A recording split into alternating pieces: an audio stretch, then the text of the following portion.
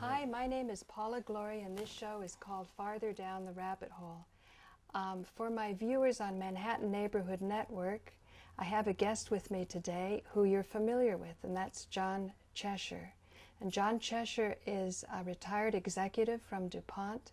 He's also had an experience in the shrimp, developing the shrimp industry. And in his retired years, he has been learning more about zero-point energy. Now, I've posted some of these discussions on the internet, and as of October 2007, here in Dayton, Ohio, I checked the hits, and in 3 different discussions, we have a collection of about 10,000 viewers. And some of the viewers have left some very intelligent comments indicating that people are thinking about more productive solutions to many of the problems that we're facing. And I've just listened to Molly, his daughter, and her interview with him, as well as John Cheshire Jr.'s discussion. But what I want to do in these very precious 28 minutes is ask John not so much about human nature and whether we can or can't handle terrific amounts of power, but what has been done to date that indicates that we should be paying attention to what's going on with technology, and also keep discussions open about whether we can kind of keep up with what's developing as kind of a big motivation to solve these things. Like maybe instead of saying zero-point energy and unlimited energy is going to solve all the problems and make us relax that now everybody has everything they need, maybe look at it a different way, that we're standing on a precipice of perhaps destroying our planet with the weapons that we do have, and that this can be a motivation to take very seriously these philosophical discussions and make them practical too with evidence.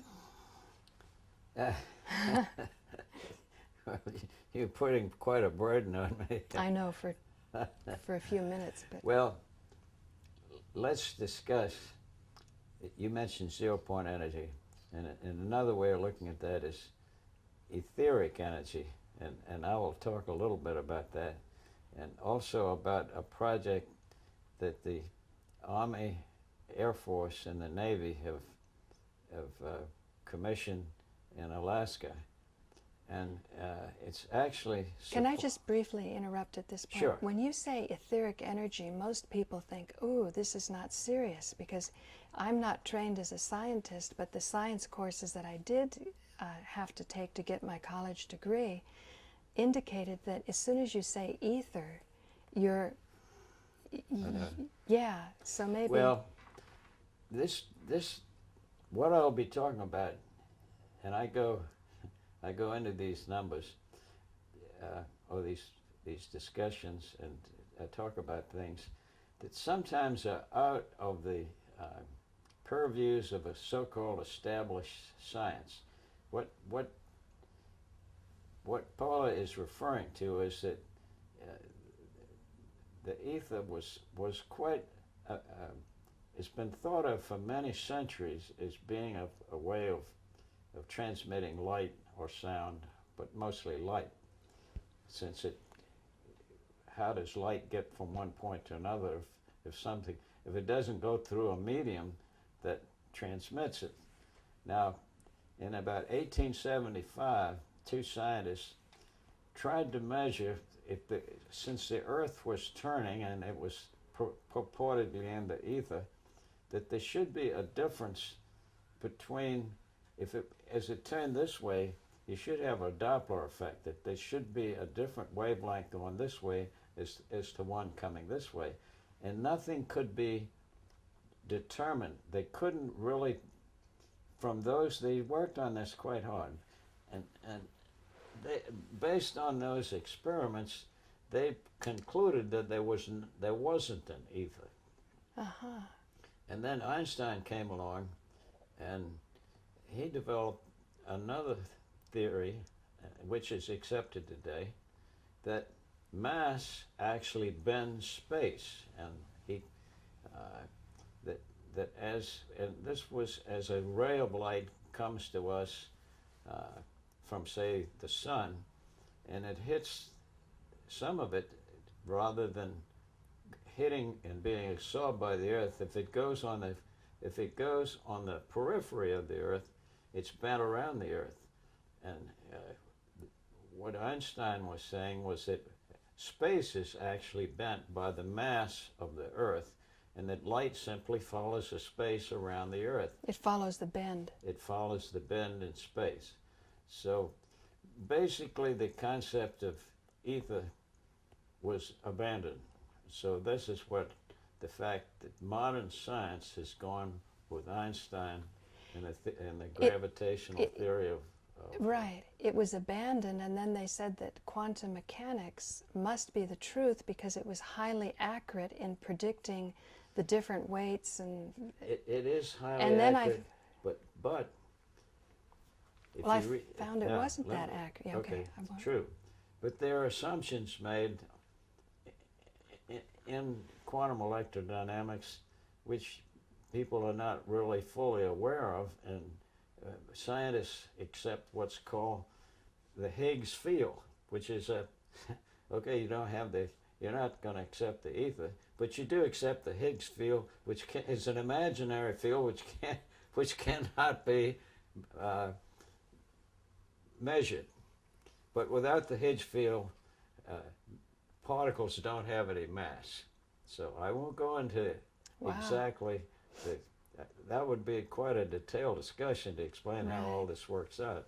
But modern physics does make some assumptions which stretch your imagination. It's not the clear linear thought that you think it is. It's not cut and dried and exactly. Finished. There's some, and this new development at CERN, for instance, where the United States, among other nations, are building a $12 billion a year atom train, a train where particles are going to be brought up to enormous speed and smashed against each other at a very high level of energy, hoping to find new particles which will document the Higgs field, the Higgs, what they call the Higgs boson, which is it's a messenger, and possibly find out or identify some new particles, forms of mass that are heretofore unknown, and maybe this will add to their knowledge. And finally, we can relate and the theory of Einstein, with the electrodynamic theory of quantum mechanics, which is not possible today in a single formula. That you mean the unified formula that he was seeking for? What hopefully can be explained as a unified theory which would identify gravity, for instance, with a particle. There are four forces in this world that have been identified. One is the electromagnetic force, and you can identify that with the flow of electrons. The strong force, which holds the atom together. The weak force, which allows a molecule or electrons to escape, and which is the basis for our nuclear energy plants. And then the fourth force is gravity, but there's no particle, no one has ever identified a graviton. That's what we're looking for in this new CERN development. So there's some real holes in classic physics. So you need a particle along with these four forces to say that mass is equal to energy. Or why do you need a particle? Well, you need a particle to identify a force. Oh, because it's a relative. Well, because you need a fundamental understanding what's a force, what causes the force. Another oddball thing is no one knows what gravity is. You cannot identify what is gravity, what causes gravity. And another thing, why is momentum exactly the same order of magnitude, or no, not the order of magnitude, but identically the same as gravity. If you're in an elevator, for instance, and it suddenly stops, you don't know if it's hit the ground or whether suddenly it's changed its direction. Speed. If it changes its speed, you set up you create momentum, which means you're trying to go through the bottom of the elevator. Yeah. And if you hit the bottom, it's of identical force. You don't know whether you hit the bottom or whether it's changed the speed. You see, there's no real accounting for what momentum is. There are mysteries in physics. We don't know what energy is. Right. We know what energy does, but we don't know what it is. Right. Right. So modern physics has some basic questions that are very, very difficult to answer. Now, what has happened is that there's a body of knowledge, and let me just tell you how you get published in physics. One, it has to be repetitive in the laboratory. Two, it has to have a mathematical solution, understanding as to how this happened, so that it could be related to what's happened before. It's repetitive and mathematically understood.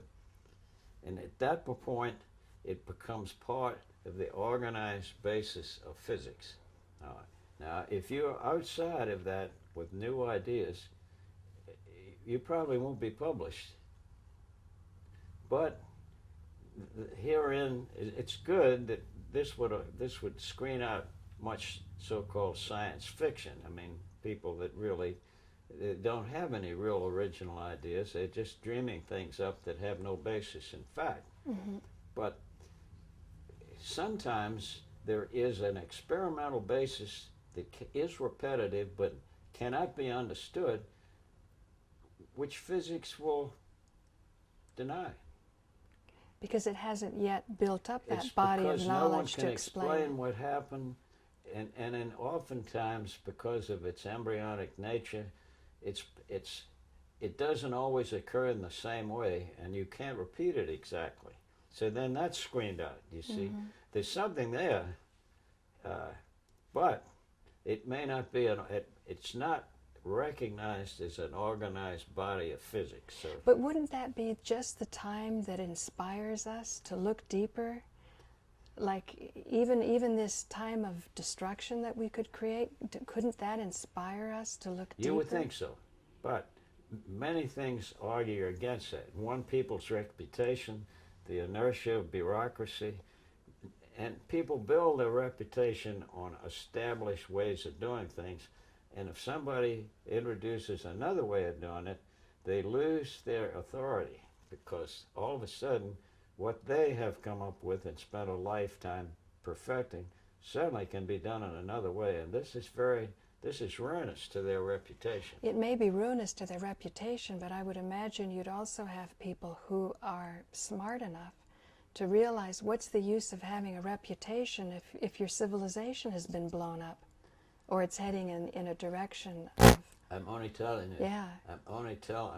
I'm not justifying what they do. I'm just telling you what. Right. I'm telling you why certain things proceed along a line, Paula. But I'm just talking about that wake-up point. What would sort of wake people up that instead of being discouraged could be just the motivating force? In free energy, the wake-up call will come when a machine arrives on the scene, which operates seemingly as a machine that doesn't have any means of support. In other words, it's perpetual motion.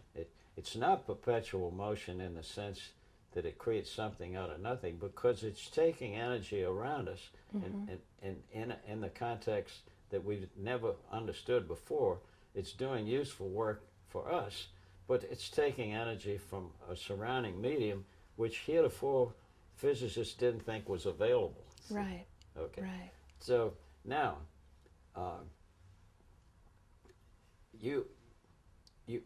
this started because of your question about the ether.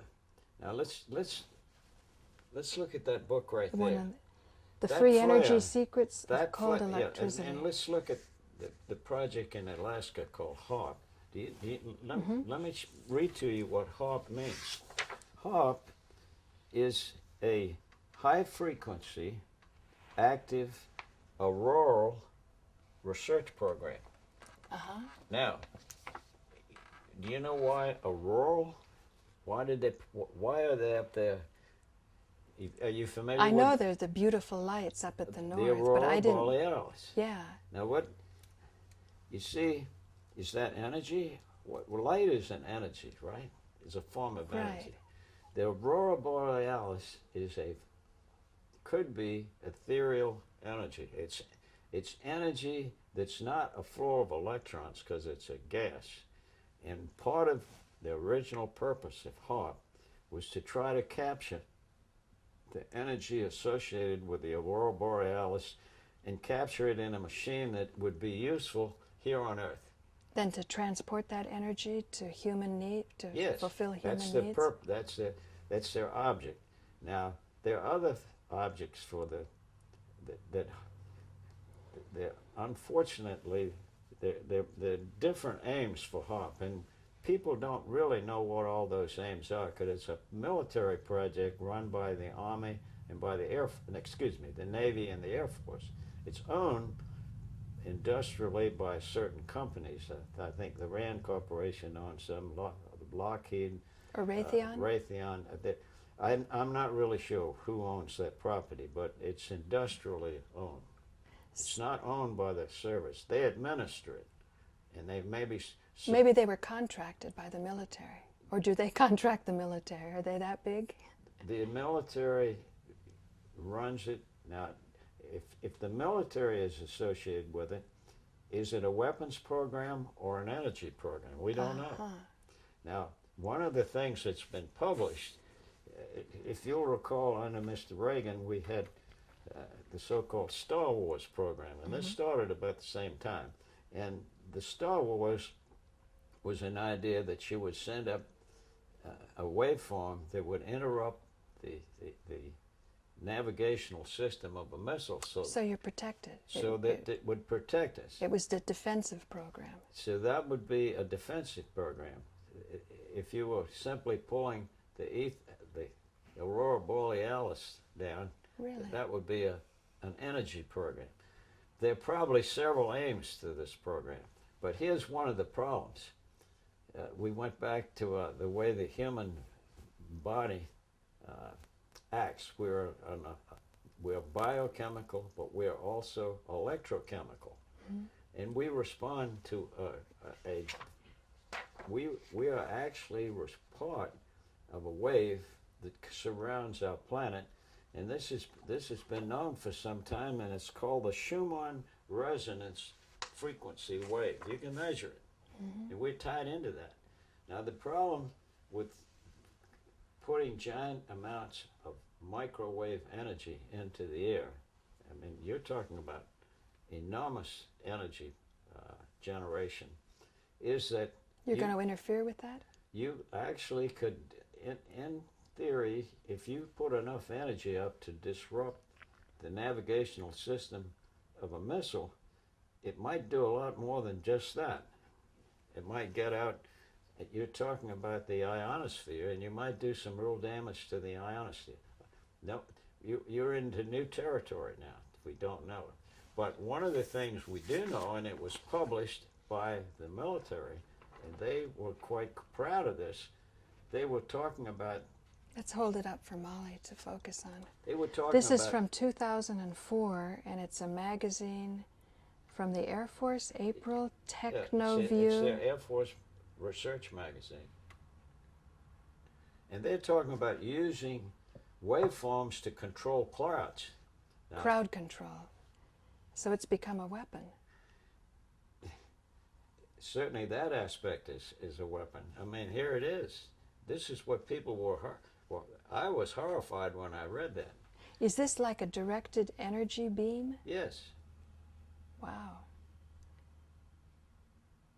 Now, What kind of power does it have? it depends on what you want to put into it. They're talking about gigawatts, and that's a lot of power. How would this affect a person in the crowd? It would stupefy them. Stupefy them? Would they know what hit them? No, they would just the physical response of your system through your brain would be disoriented. So you would just sort of stop thinking, or you'd shut down for a while? Would it be momentary? Would it last? I don't know. You don't know.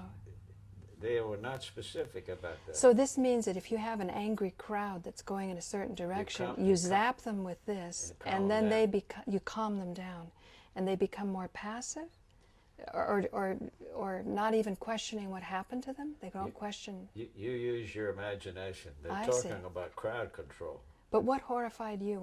Because you're not a man given to a lot of. If you use that to pacify a crowd, all you have to do is increase the level of activity, and you could do a lot more than pacify. You could wipe them all out. Really? Wow. Now, this to me is is ill-advised public relations. This is a published Air Force magazine, open to the public. Well, they were probably proud of it because they said, we're going to protect you better. Because any crowd that comes in to attack you, we will keep them back. Exactly. And now, it's unlikely that anyone would attempt to put out enough energy in the ionosphere to really wreak havoc on a... This doesn't reach the ionosphere, does it? Well, this does. But you're saying this was the same technology from Star Wars that was used to protect us by deflecting the path of a missile. I assume. I don't know the details. They didn't publish the details. But it's a form of radio wave, whether it's long or whether it's short or whether it's a microwave, I don't know. But they are using a waveform to control a cloud. They didn't really say what it was. Now, if you're going to have a directed beam to disrupt a navigational system, it would be very hard to do that, because are we going to get into Tesla waves? See, these are all radio waves, which go like this. We have time. Radio waves go like this, and Tesla waves are straight. Longitudinal can be directed, you see. And the Tesla waves, a Tesla generator is an electrostatic generator which is repeated in a very high frequency, like 10,000 per second. Boom, boom, boom, boom, boom, boom, boom, boom, boom. And what it does is create two different types of electricity. One is a gaseous form, and one is And that's what this is? That's what this is. That's what the aurora borealis. That's what the aurora borealis is. So what Tesla has done is reproduce in his laboratory the aurora borealis that you see up in the northern lights. And as such, is an amazing form of energy that we have really never exploited. But there are ways that you see. That is a way he claims to, and this is what is very difficult to know, to separate fact from fiction. There have been reports that he had, from his generator, he could put an aerial in a car and run the car. He ran a car for 70 miles. So you're saying on the aerial. Right. So you no motor in the car, no electric. Well, he had an electric motor in the car, but he didn't have. He had no other source of right. And his only source of energy came from a generator that was 100 miles away. Well, some people say that's just anecdotal because we don't have the papers. But you say that the physics indicates that such a thing is possible.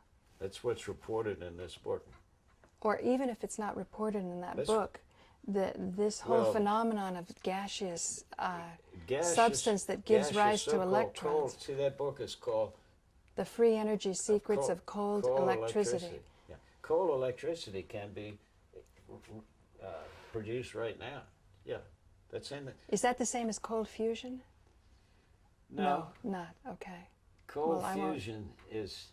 But that's another... and we won't go there right now. I mean, if you want to go into that, that could be a source of energy as well, only it's never been demonstrated. You see, they thought for a while, Fleishman and Pons reported they had cold fusion in a laboratory, and people tried to reproduce, and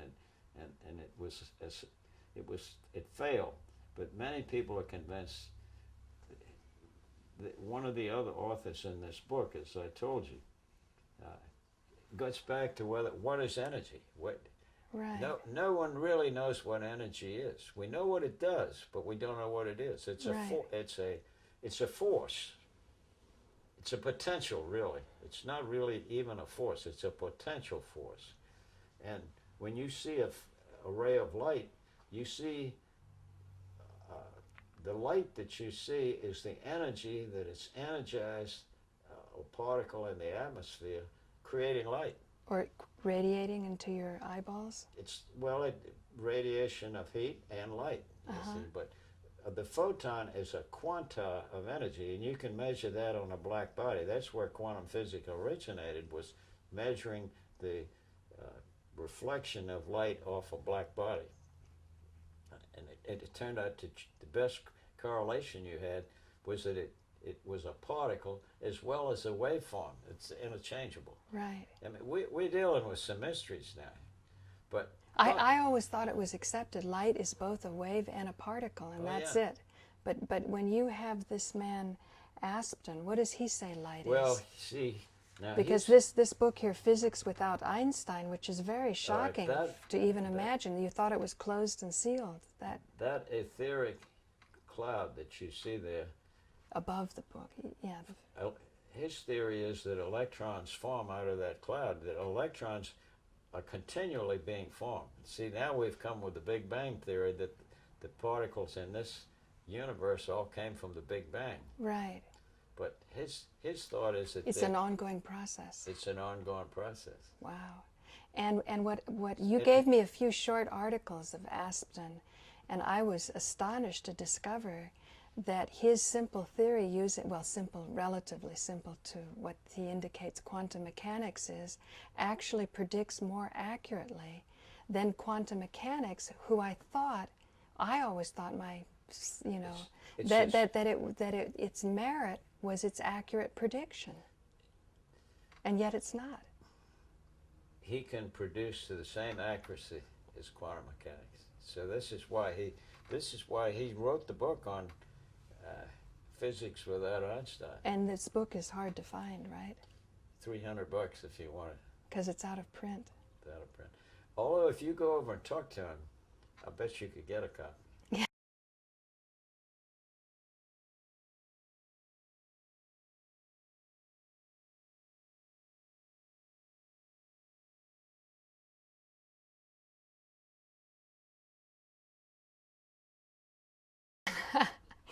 Well, we could, yeah.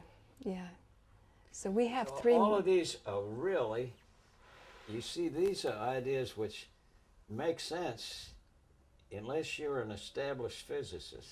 And now, if somebody walked in here that was part of the really established physical establishment, physics establishment, he'd be having a heart attack.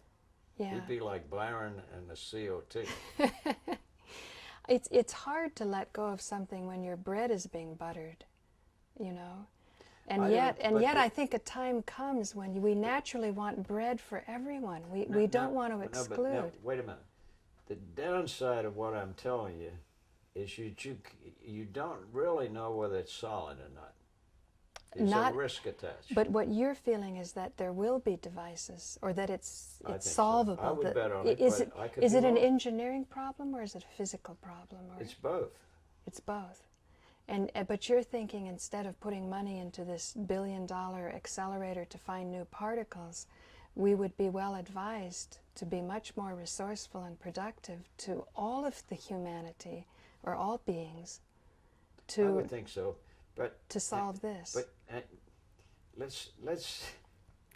Oh, but one last thing in our last minutes, John. You have to understand risk. See, there's a lot of risk. There's less risk in established physics than there is on new ideas. New ideas don't all plan off. It's like the stock market. You have an idea a stock is going to work. Not all of them, very few of them really do. But you also have an idea that you can't buy and sell indefinitely without having a product underneath it. Absolutely, I agree with that.